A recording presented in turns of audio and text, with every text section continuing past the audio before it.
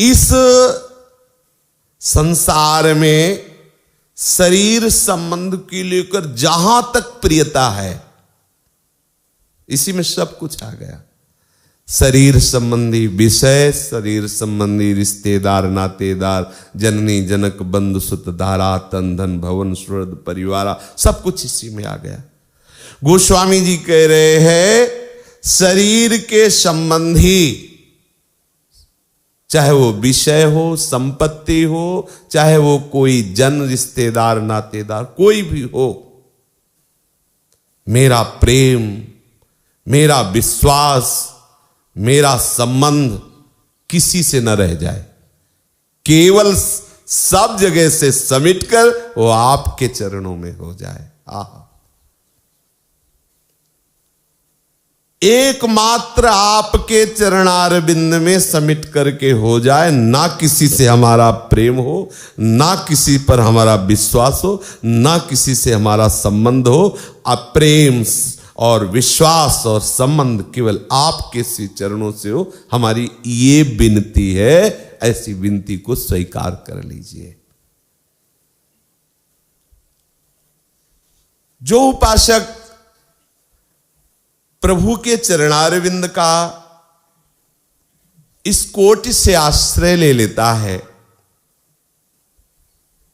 नित्य निरंतर उसका भजन होने लगता है, क्योंकि अब कोई आस नहीं रही किसी से, विश्वास नहीं, भरोसा नहीं, संबंध नहीं। बहुत ध्यान देने योग्य बात है, हमारा जो अनन्य भजन, अखंड भजन, अव्यावृत भजन नहीं हो रहा, उसका कारण है कहीं अन्य कोई आस है, कहीं अन्य कोई भरोसा है, अन्य कोई विश्वास है। वही अन्य आस, विश्वास, भरोसा हमारे अनन्य भजन को नष्ट कर रहा है।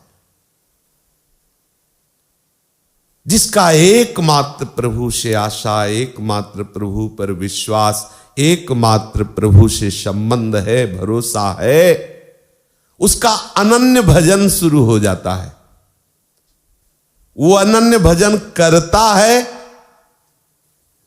ये शब्द नहीं आया, शब्द आया उसका अनन्य भजन शुरू हो जाता है।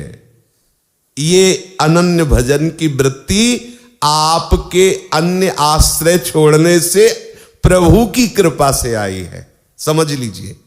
नहीं तो आप प्रयासरत हैं, देखो प्रयासरत हैं, आप उपासक हैं, पर अखंड भजन थोड़ी हो रहा है कि भगवदाकार वृत्ति एकदम।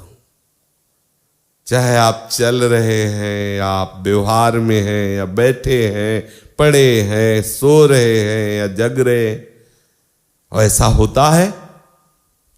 कैसे भजन की कैसे वो शब्द ही नहीं है जिससे वो अंतःकरण की स्थिति को शब्दों में बांधकर बताया जा सके, क्योंकि वो अचिंत्य आनंद प्रभु के द्वारा वो दी हुई वृत्ति है, इसलिए वो अचिंत्य है। जैसे प्रेम को कहा गया अनिर्वचनीयम प्रेम स्वरूपम, केवल मुंह का स्वादन, आप उस ऐसे ही वही भजन का स्वरूप भी है। किसी फल के लिए, किसी गति के लिए जो भजन किया जाता है, उसमें ये भजन जागृत नहीं होता। जिस भजन की बात कर रहे हैं, समझ रहे ना? प्रायः इसीलिए कहा गया है कि निष्काम भगवत प्रेमी महात्मा कोई बिरला होता है। कोई एक पाव भगत जिमि मोरी, जो कहो हरिवंश रस बिरलो समुझनहार, एक दोई जो पाइए खोजी सब संसार।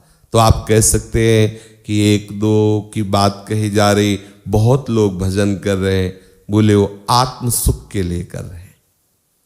कई होते हैं विषय सुख के लिए करते हैं, कई होते हैं शुभ गति कल्याण। लेकिन यहां जो अभी चर्चा अभी हो रही है, ये उस महान प्रेमी भागवत की हो रही है जिसको किंचन मात्र कोई आकांक्षा नहीं। कल चर्चा आपने जहां विश्राम हुई थी वहां पर आप अपनी दृष्टि ले जाइए आंतरिक, उसमें यही था।